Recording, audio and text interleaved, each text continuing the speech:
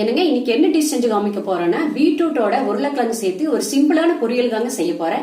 நான் எப்படி செய்யறேன் என்னங்கிறது இந்த வீடியோ முழுவதும் பாருங்க. இந்த பொரியலுக்கு பாருங்க 5 உருளைக்கிழங்கு ஒரு பீட்ரூட்டும் எடுத்திருக்கிறேன்.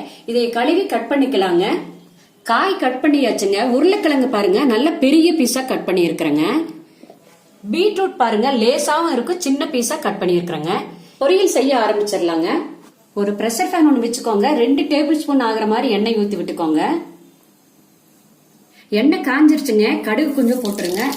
வெள்ளுளுந்து பருப்பு, சோம்புங்க, கடலை பருப்பு பாருங்க. இது கூட மீடியமா ஒரு பெரிய வெங்காயம் கட் பண்ணி வச்சிருக்கிறேங்க, அதை சேர்த்திடலாங்க. ஒரு இழுக்கு கருவேப்பில்லைங்க. நல்லா இந்த எண்ணெயில வதக்கி விடுங்க.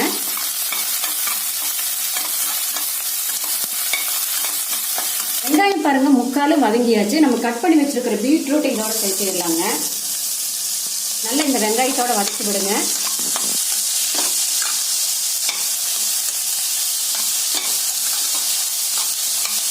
வெங்காயத்தோட பீட்ரூட் வந்து 1 நிமிஷம் நல்லா வதங்கணுங்க. வதங்கின வரைக்கும் அடுத்தது என்ன செய்யறோம்னா கட் பண்ணி வச்சிருக்கிற உருளைக்கிழங்கு சேர்த்துக்கலாங்க.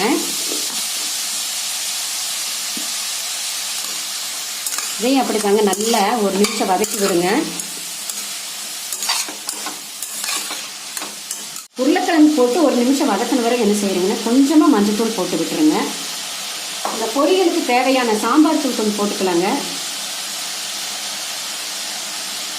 கல் உப்புங்க. நல்லா பரட்டி விடுங்க. இது எல்லாம்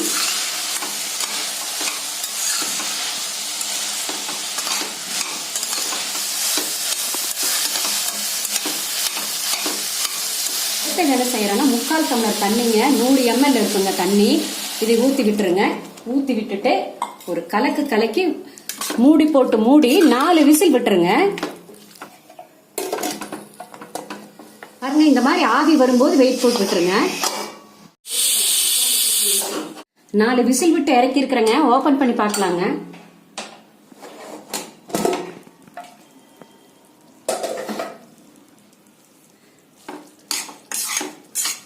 பாருங்க தண்ணி கொஞ்சம் இருக்குது. என்ன பண்றீங்கன்னா ஓபன்ல விட்டுருங்க, மூடாம 2 நிமிஷம் அப்படியே விட்டுருங்க. இந்த தண்ணி எல்லாம் சுண்டுட்டுங்க. தண்ணி எல்லாம் பாருங்க சுண்டிருச்சு. இப்ப என்ன பண்றோம்னா 4 டேபிள் ஸ்பூன் ஆகுற மாதிரி தேங்காய் துருவலுங்க, அதை கொஞ்சமா இப்படி தூவி விட்டுக்கோங்க. தூவி விட்டுட்டு இந்த சட்டுவை காம்பல கலக்கி விடுங்க. பாருங்க தண்ணி எல்லாம் ஒண்ணுமே இல்ல. பாருங்க பீட்ரூட்டு நல்லா வெந்துருச்சுங்க. உருளைக்கிழங்கும் குழையல பாருங்க. அதுக்கு தாங்க உருளைக்கிழங்கு பெருசாவும் பீட்ரூட் லேசா சின்ன பீஸா கட் பண்ண சொன்னேன்.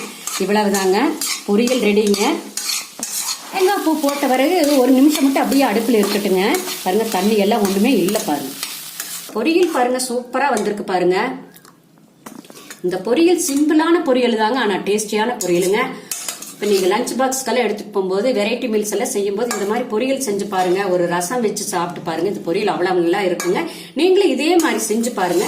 செஞ்சு பார்த்துட்டு உங்களுடைய கமெண்ட்ஸ் சொல்லுங்க.